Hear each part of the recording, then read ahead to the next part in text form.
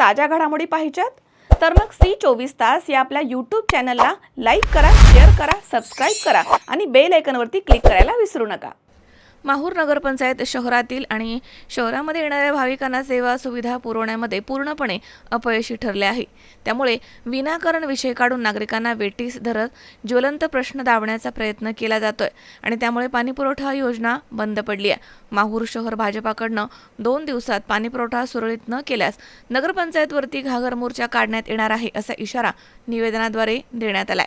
माहूर शहर येथील नगरसेवक गोपू महामुने यांच्यासह कैलास फड सरचिटणीस यांनी 2 दिवसांमध्ये पाणीपुरवठा सुरळीत न झाल्यास माहूर नगरपंचायतवरती घागर मोर्चा काढण्यात येणार आहे असं निवेदन दिलंय।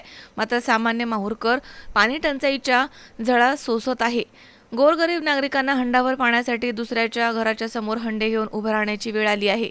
त्यामुळे नगरपंचायतच्या अधिकारी पदाधिकाऱ्यांनी पाणी पुरवठ्याबाबत तक्रार तात्काळ दुरुस्त करावी आणि शहरामधील सर्व नागरिकांना तात्काळ पाणी पुरवठा करावा अशी मागणी माहूरकर नागरिक करत आहेत। मजहर शेख, C24 नांदेड।